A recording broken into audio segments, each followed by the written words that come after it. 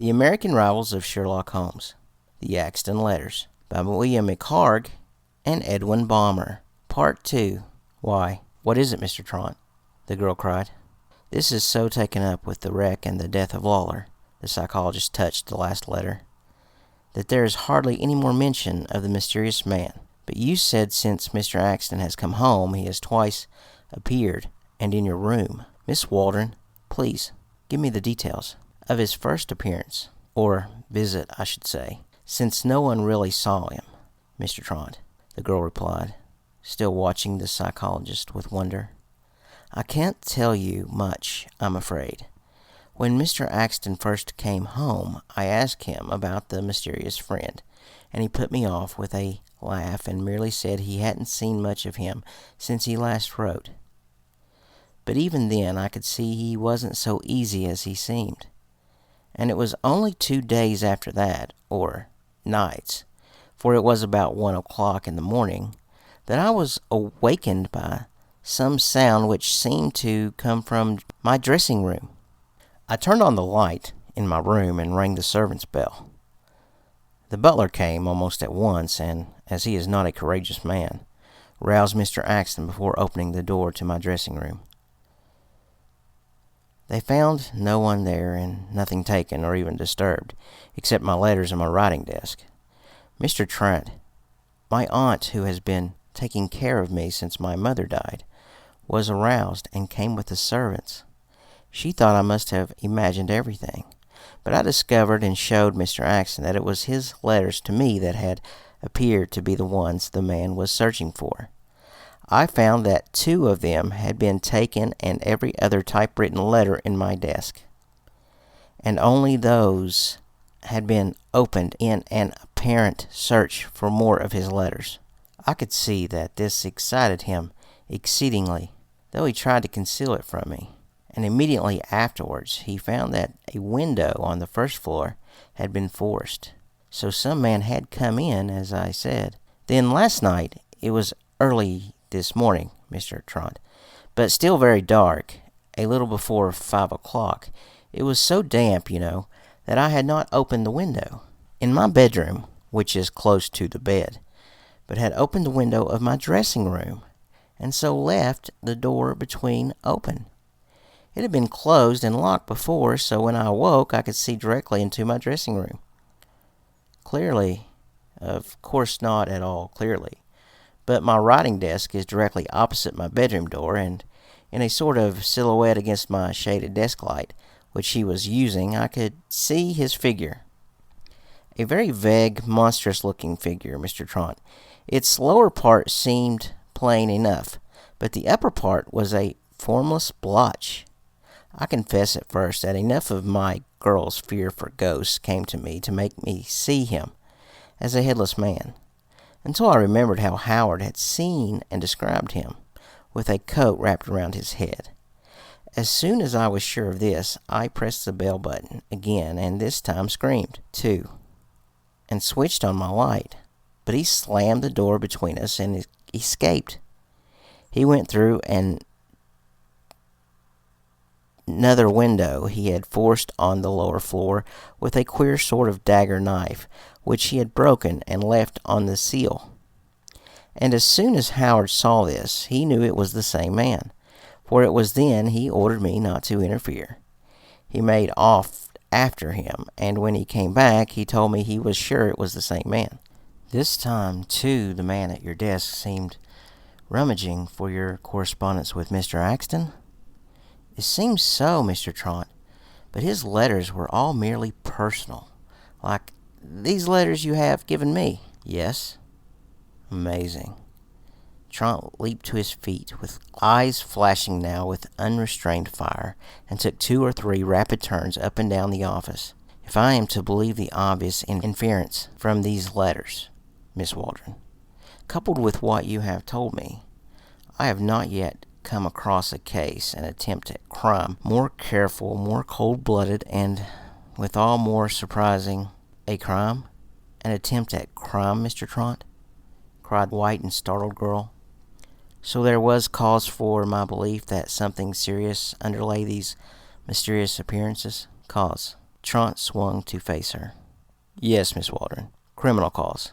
A crime so skillfully carried on, so assisted by unexpected circumstance, that the very people against whom it is aimed, have not so much as suspected its existence. Then you think Howard honestly believes the man still means nothing?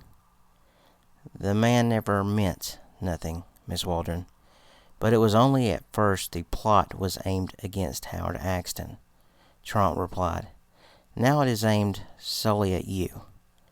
The girl grew paler. How can you say that so surely, Mr. Trot? Carl demanded. Without investigation. These letters are quite enough evidence for what I say, Mr. Carl, Trot returned. Would you have come to me unless you had known that my training in the methods of psychology enabled me to see causes and motives in such a case as this which others, untrained, cannot see? You have nothing more to tell me which might be of assistance? He faced the girl again, but turned back at once to Carl. Let me tell you then, Mr. Carl, that I am about to make a very thorough investigation of this for you. Meanwhile, I repeat, a definite, daring crime was planned first, I believe, against Howard Axton and Miss Waldron, but now I am practically certain it is aimed against Miss Waldron alone. But there cannot be in it the slightest danger of intentional personal hurt to her. So neither of you need to be uneasy while I am taking time to obtain full proof. But, Mr. Trot, the girl interrupted, are you not going to tell me? You must tell me what the criminal secret is that these letters have revealed to you. You must wait, Miss Waldron, the psychologist answered kindly, with his hand on the doorknob, as though anxious for the interview to end.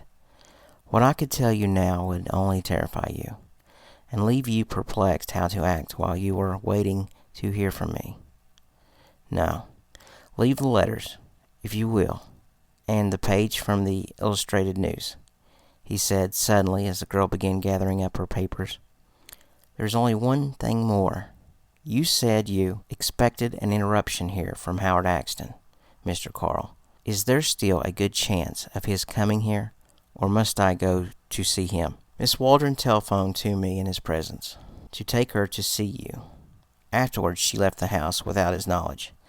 As soon as he finds she is gone, he will look up your address, and I think you may expect him. Very good. Then I must set to work at once. He shook hands with both of them, hurriedly, and almost forcing them out his door, closed it behind them, and strode back to his desk. He picked up immediately the second of the 4 letters which the girl had given him, read it through again, and crossed the corridor to the opposite office, which was that of a public stenographer. Make a careful copy of that, he directed, and bring it to me as soon as it is finished. A quarter of an hour later, when the copy had been brought him, he compared it carefully with the original. He put the copy in a drawer of the desk, and was apparently waiting with the 4 originals before him when he heard a knock on his door, and opening it, found that his visitor was again young Carl. Miss Waldron did not wish to return home at once. She has gone to see a friend, so I came back, he explained, thinking you might make a fuller statement of your suspicions to me than you would in Miss Waldron's presence. Fuller in what respect, Mr. Carl? The young man reddened. I must tell you, though you already may have guessed, that before Miss Waldron inherited the estate and came to believe it her duty to do as she has done, there had been an understanding between us, Mr. Trot. She still has no friend to look to as she looks to me. So if you mean that you have discovered through those letters, though God knows how you can have done it, anything in Axton which shows him unfit to marry her, you must tell me. As far as Axton's past goes, Trot replied, his letters show him a man of high type, moral, if I may make a guess, above the average. There is a most pleasing frankness about him. As to making any further explanation than I have done, but, good Lord, what's that? The door of the office had been dashed loudly open. and its still trembling frame was filled by a tall, very angry young man in automobile costume, whose highly colored, aristocratic-looking features Trot recognized immediately from the print in the page of the Illustrated London News. "Ah, Mr. Carl here too, the village busybody," the newcomer sneered with a slight accent which showed his English education. "You are insufferably mixing yourself in my affairs," he continued, as Carl with an effort controlled himself and made no answer. "Keep out of them. That is my advice. Take it. Does a woman have to order you off the premises before you can understand that you are not wanted? As for you," he swung toward Trot, "you are Trot, I suppose?" "Yes, that is my name, Mr. Axton," replied the psychologist, leaning against his desk. The other advanced a step and raised a threatening finger. "Then that advice is meant for you, too. I want no police, no detectives, no outsider of any sort interfering in this matter. Make no mistake, it will be the worst for anyone who pushes himself in. I came here at once to take the case out of your hands. As soon as I found Miss Waldron had come here, this is strictly my affair. Keep out of it." "You mean, Mr. Axton, that you prefer to investigate it personally?" the psychologist inquired. "Exactly. Investigate and punish." "But you cannot blame Miss Waldron for feeling great anxiety even on your account, as your personal risk in making such an investigation will be so immensely greater than anyone else's would be." "My risk? Certainly you may be simply playing into the hand of your strange visitor by pursuing him to aid at any other's risk. Mine, for instance, if I were to take up the matter, would be comparatively slight, beginning perhaps by questioning the night watchman and stable boys in the neighborhood, with a view to learning what became of the man after he left the house, and besides, such risks are a part of my business." Axton halted. "I had not thought of it in that light," he said reflectively. "You are too courageous, foolishly courageous, Mr. Axton. Do you mind if I sit down? Thank you. You think, Mr. Trot, that an investigation such as you suggest would satisfy Miss Waldron, make her easier in her mind, I mean?" "I think so, certainly." "And it would not necessarily entail calling in the police. You must appreciate how I shrink from publicity. Another story concerning the Axton family exploited in the daily papers. I had no intention of consulting the police, or of calling them in, at least until I was ready to make the arrest. I must confess, Mr. Trot," said Axton easily, "that I found you a very different man from what I had expected. I imagined an uneducated, somewhat brutal, perhaps talkative fellow, but I find you, if I may say so, a gentleman. Yes, I am tempted to let you continue your investigation on the lines you have suggested. I shall ask your help. I will help you as much as in my power. Then let me begin, Mr. Axton, with a question. Pardon me if I open a window, for the room is rather warm. I want to know whether you can supplement these letters, which so far are the only real evidence against the man, by any further description of him." And Trot, who had thrown open the window beside him, undisturbed by the roar that filled the office from the traffic-laden street below, took the letters from his pocket and opened them one by one, clumsily, upon the desk. "I am afraid I cannot add anything to them, Mr. Trent. We must get on then with what we have here." The psychologist hitched his chair near to the window to get a better light on the paper in his hand, and his cuff knocked one of the other letters off the desk onto the window sill. He turned hastily but clumsily, and touched but could not grasp it before it slipped from the sill out into the air. He sprang to his feet with an exclamation of dismay, and dashed from the room. Axton and Carl, rushing to the window, watched the paper, driven by a strong breeze, flutter down the street until lost to sight among wagons, and a minute later saw Trot appear below them, bareheaded and excited, darting in and out among vehicles at the spot where the paper had disappeared. But it had been carried away upon some muddly wagon wheel, or reduced to tatters, for he returned after 15 minutes' search, disheartened, vexed, and empty-handed. "It was the letter describing the second visit," he exclaimed disgustedly, as he opened the door. "It was most essential, for it contained the most minute description of the man of all. I do not see how I can manage well now without it." "Why should you?" Carl said in surprise at the evident stupidity of the psychologist. "Surely Mr. Axon, if he cannot add any other details, can at least repeat those he had already given." "Of course," Trent recollected. "If you would be so good, Mr. Axon, I will have a stenographer take down the statement to give you the least trouble." "I will gladly do that," Axton agreed, and when the psychologist had summoned the stenographer, he dictated without hesitation the following letter: "The second time I saw the man was at Calcutta, in the Great Eastern Hotel. He was the same man I had seen at Cairo, shoeless and turbaned. At least I believed then that it was a turban, but I saw later at Cape Town that it was his short brown coat wrapped around his head, and tied by the sleeves under his chin.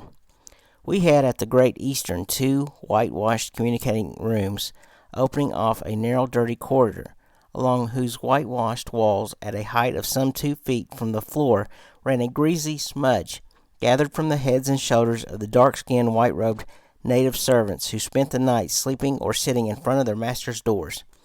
Though Lawler and I each had a servant also outside his door, I dragged a trunk against mine after closing it, a useless precaution, as it proved, as Lawler put no trunk against his, and though I see now that I must have been moved by some foresight of danger, I went to sleep afterward quite peacefully.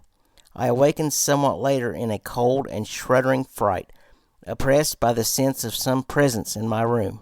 Startled up in bed, and looked about. My trunk was still against the door, as I had left it, and besides this, I saw at first only the furniture of the room, which stood as when I had gone to sleep: two rather heavy and much scratched mahogany English chairs, a mahogany dresser with swinging mirror, and the spindle-legged four-post canopy bed on which I lay. But presently I saw more. He was there. A dark shadow against the whitewashed wall beside the flat-topped window marked his position. As he crouched beside my writing desk and held the papers in a bar of white moonlight to look at them, for an instant the sight held me motionless, and suddenly, becoming aware that he was seen, he leaped to his feet, a short, broad-shouldered, bulky man, sped across the blue and white straw matting into Lawler's room, and drove the door to behind him. I followed, forcing the door open with my shoulder. Saw Lawler just leaping out of bed in his pajamas, and tore open Lawler's corridor door, through which the man had vanished. He was not in the corridor, though I inspected it carefully, and Lawler, though he had been awakened by the man's passage, had not seen him. Lawler's servant, pretty well dazed with sleep, told me in blank and open-mouthed amazement at my question that he had not seen him pass, and the other white-draped Hindus gathering about me from the doors in front of which they had been asleep made the same statement. None of these Hindus resembled in the least the man I had seen, for I looked them over carefully one by one with this in mind. When I made a light in my room in order to examine it thoroughly, I found nothing had been touched except the writing desk, and even from that nothing had been taken. Although the papers had been disturbed, the whole affair was as mysterious and inexplicable as the man's first appearance had been, or his subsequent appearance. For though I carefully questioned the hotel employees in the morning, I could not learn that any such man had entered or gone out from the hotel. "That is very satisfactory indeed." Trent's gratification was evident in his tone, as Axton finished. "It will quite take the place of the letter that was lost. There is only one thing more, so far as I know now, in which you may be of present help to me, Mr. Axton. Besides your friend Lawler, who was drowned in the wreck of the Gladstone, and the man Beasley, who Miss Waldron tells me is in a London hospital, there were only two men in Cape Town with you who had been in Cairo and Calcutta at the same time you were. You do not happen to know what has become of that German freight agent Schultz?" "I have not the least idea, Mr. Trant." "Or Walcott, the American patent medicine man?" "I know no more of him than of the other." Whether either of them is in Chicago now is precisely what I would like to know myself, Mr. Trant, and I hope you will be able to find out for me. I will do my best to locate them. By the way, Mr. Axton, you have no objection to my setting a watch over your family home, provided I employ a man who has no connection with the police. With that condition, I think it would be a very good idea, Axton assented. He waited to see whether Trant had anything more to ask him. Then, with a look of partially veiled hostility at Carl, he went out. The other followed, but stopped at the door. That is, Miss Waldron, will hear from you, Mr. Trant, he asked with sudden distrust. I mean, you will report to her as well as to Mr. Axton. Certainly, but I hardly expect to have anything for you for 2 or 3 days. The psychologist smiled as he shut the door behind Carl. He dropped into the chair at his desk and wrote rapidly a series of telegrams which he addressed to the chiefs of police of a dozen foreign and American cities. Then, more slowly, he wrote a message to the Sherlock Medicine Company of New York and another to the Norddeutscher Lloyd. The first 2 days of the 3 Trant had specified to Carl passed with no other event than the installing of a burly watchman at the Axton home. On the third night this watchman reported to Miss Waldron that he had seen and driven off, without being able to catch, a man who was trying to force a lower window. And the next morning, within half an hour of the arrival of the Overland Limited from San Francisco, Trant called up the Axton home on the telephone with the news that he thought he had at last positive proof of the mysterious man's identity. At least he had with him a man whom he wanted Mr. Axton to see. Axton replied that he would be very glad to see the man if Trant would make an appointment in 3/4 of an hour at the Axton home. Trant answered, and 40 minutes later, having first telephoned young Carl, Trant, with his watchman, escorting a stranger who was broad-shouldered, weasel-eyed, of particularly alert and guarded manner, reached the Axton doorstep. Carl had so perfectly timed his arrival under Trant's instructions that he joined them before the bell was answered. Trant and Carl, leaving the stranger under guard of the watchman in the hall, found Miss Waldron and Axton in the morning room. "Oh, I am Mr. Carl again," said Axton sneeringly. "Carl was certainly not the man you wanted me to see, Trant. The man is outside," the psychologist replied. "But before bringing him in for identification, I thought it best to prepare Miss Waldron, and perhaps even more particularly you, Mr. Axton, for the surprise he is likely to occasion." "A surprise?" Axton scowled questioningly. "Who is this fellow? Or rather, if that is what you have come to find out from me, where did you get him, Trant?" "That is the explanation I wish to make," Trant replied, with his hand still upon the knob of the door, which he had pushed shut behind him. "You will recall, Mr. Axton, that there were but 4 men whom we know to have been in Cairo, Calcutta, and Cape Town at the same time you were. These were Lawler, your servant Beasley, the German Schnaltz, and the American Walcott. Through the Sherlock Medicine Company I have positively located Walcott. He is now in Australia. The Norddeutscher Lloyd has given me equally positive assurance regarding Schultz. Schultz is now in Bremen. Miss Waldron has accounted for Beasley, and the Charing Cross Hospital corroborates her. Beasley is in London. There remains, therefore, the inevitable conclusion that either there was some other man following Mr. Axton, some man whom Mr. Axton did not see, or else that the man who so pried into Mr. Axton's correspondence abroad and into your letters, Miss Waldron, this last week here in Chicago, was Lawler. And this I believe to have been the case." "Lawler?" the girls and Carl echoed in amazement, while Axton stared at the psychologist with increasing surprise and wonder. "Lawler? Oh, I see." Axton all at once smiled contemptuously. "You believe in ghosts, Trant. You think it is Lawler's ghost that Miss Waldron saw." "I did not say Lawler's ghost," Trot replied, a little testy. "I said Lawler's self in flesh and blood. I am trying to make it plain to you." Trot took from his pocket the letters the girl had given him 4 days before and indicated the one describing the wreck. "That I believe the man whose death you so minutely and carefully describe here in this letter as Lawler was not Lawler at all." "You mean to say that I didn't know Lawler?" Axton laughed loudly. "Lawler, who had been my companion in 16,000 miles of travel?" Trot turned, as though no reopened the letter, into the hall, then paused once more and kindly faced the girl. "I know, Miss Waldron," he said, "that you have believed that Mr. Lawler has been dead these 6 weeks, and it is only because I am so certain that the man who is to be identified here now will prove to be that same Lawler that I have thought best to let you know in advance."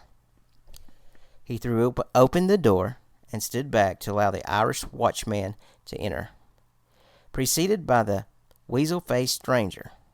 Then he closed the door quickly behind him, locked it, put the key in his pocket, and spun swiftly to see the effect of the stranger upon Axton.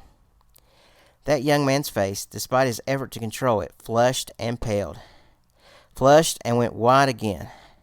But neither to Carl nor the girl did it look at all like the face of one who saw a dead friend alive again. "I do not know him." Axton's eyes glanced quickly, furtively about. "I've never seen him before. Why have you brought him here?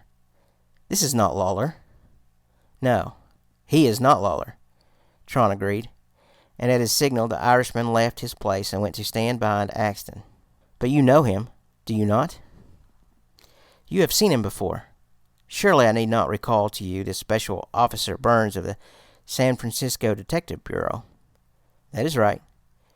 You had better keep hold of him. Sullivan, and now, Burns, who is this man? Do you know him? Can you tell us who he is?" "Do I know him?" The detective laughed. "Can I tell you who he is? Well, rather, that is Lord George Albany, who got into Claude Shelton's boy in San Francisco for $30,000 in a card game. That is Mr. Arthur Wilmering, who came within a hair of turning the same trick on you Stuyvesant in New York. That, first and last, is Mr. George Lawler himself. Makes a specialty of cards and rich man's sons." "Lawler? George Lawler?" Carl and the girl gasped again. "But why? In this affair he used his own name," the detective continued. "It is more than I can see, for surely he shouldn't have minded another change."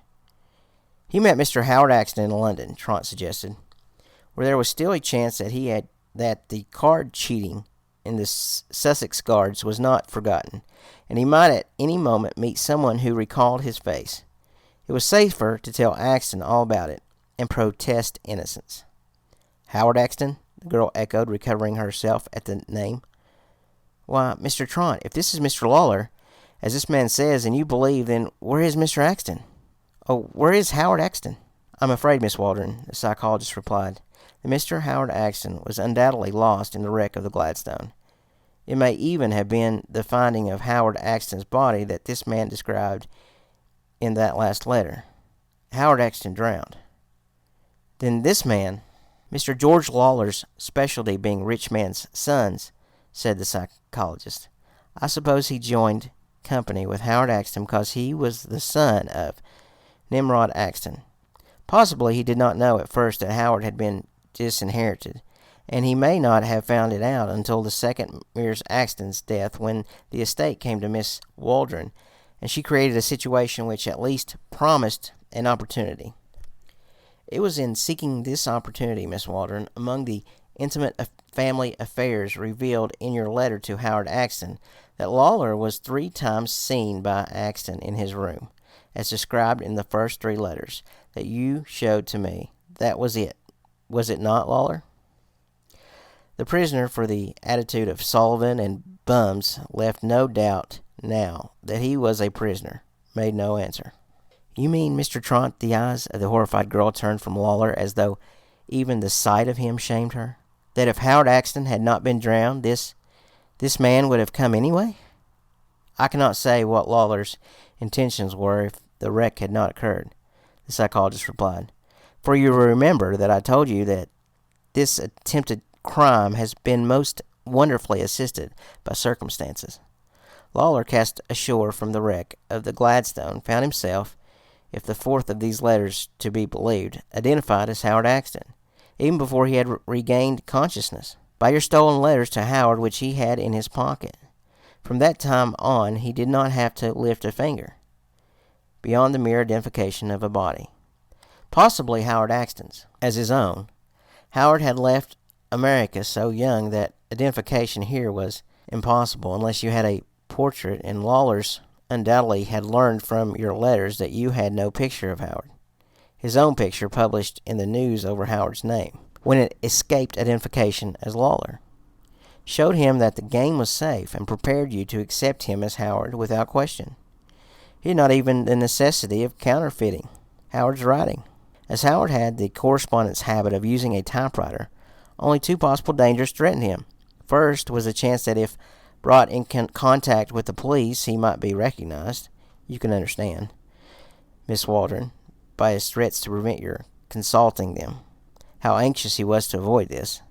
And second, that there might be something in Howard Axton's letters to you which, if unknown to him, might lead him to compromise and betray himself in his relations with you. His sole mistake was that when he attempted to search your desk for these letters, he clumsily adopted once more the same disguise that had proved so perplexing to Howard Axton. For he could have done nothing in that would have been more terrifying to you. It quite nullified the effect of the window he had fixed to prove by the man's means of exit and entrance that he was not a member of the household. It sent you, in spite of his objections and threats, to consult me. And most important of all, it connected these visits at once with the former ones described in Howard's letters, so that you brought the letters to me, when of course the nature of the crime, though not the identity of the criminal, was at once plain to me. I see it was plain, but was it merely from these letters? These typewritten letters, Mr. Trot? Cried Carl, credulously. From those alone, Mr. Carl, the psychologist smiled slightly. Though a most elementary primer fact of psychology, perhaps you would like to know, Lawler. Trot turned, still smiling, to the prisoner, just wherein you failed.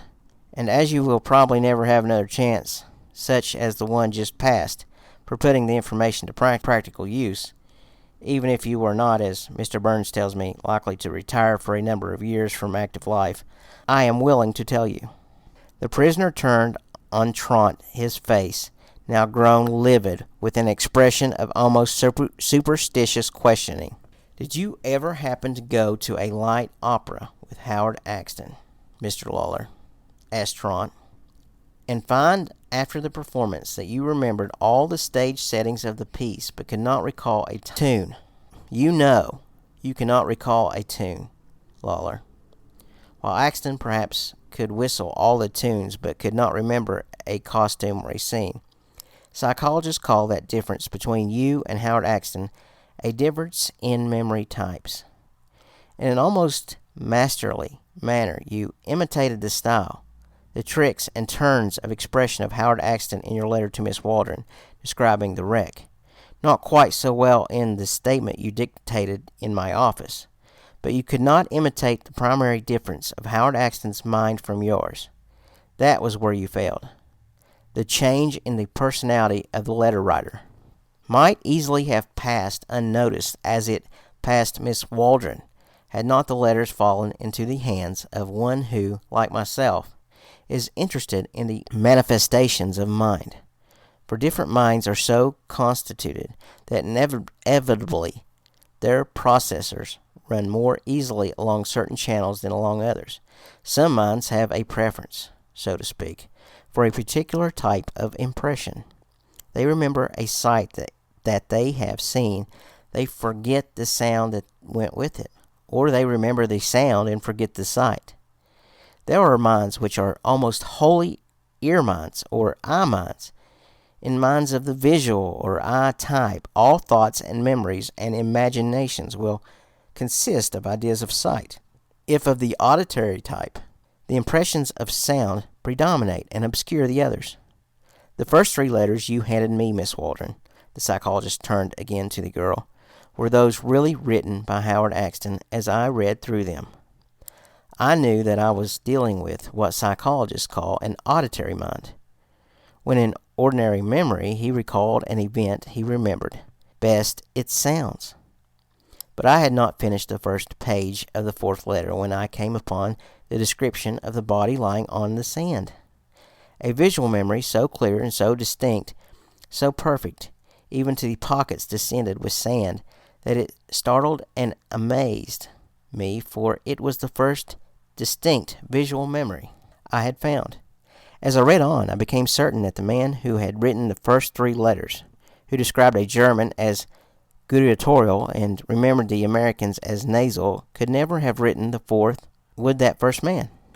The man who recalled even the sound of his midnight's visitors' shoulders when they rubbed against the wall, failed to remember in his recollection of the shipwreck, the roaring wind and roaring sea, the screams of men and women, the crackling of the fire. They would have been his clearest recollection. But the man who wrote the fourth letter recalled most clearly that the sea was white and frothy. The men were appalled and staring. I see, Carl." And the girl cried as, at the psychologist's bidding, they scanned together the letters he spread before them. "The subterfuge by which I destroyed the second letter of the set, after first making a copy of it. You did it on purpose?" "What an idiot I was!" exclaimed Carl. "Was merely to obviate the possibility of mistake." Trent continued without heeding the interruption. "The statement this man dictated as it was given in terms of sight assured me that he was not Axton. When by means of the telegraph I had accounted for the present whereabouts of three of the four men he might possibly be, it became plain that he must be Lawler. And finding that Lawler was badly wanted in San Francisco, I asked Mr. Burns to come on and identify him." "And the stationing of the watchman here was a blind also, as well as his report of the man who last night tried to force the window?" Carl exclaimed. Trot nodded. He was watching the complete dissolution of the swindler's effrontery. Trot had appreciated that Lawler had let him speak on uninterrupted, as though after the psychologist had shown his hand he held in reserve cards to beat it. But his attempt to sneer and scoff and contemn was so weak when the psychologist was through that Ethel Waldron, almost as though to spare him, arose and motioned to Trot to tell her whatever else he wished in the next room. Trot followed her a moment obediently, but at the door he seemed to recollect himself. "I think there is nothing else now, Miss Waldron," he said, "except that I believe I can spare you the reopening of your family affairs here. Burns tells me there is more than enough against him in California to keep Mr. Lawler there for some good time. I will go with him now," and he stood aside for Carl to go in his place into the next room. End of The Axton Letters by William McHarg and Edwin Balmer. Part 2. Recording by John Smith.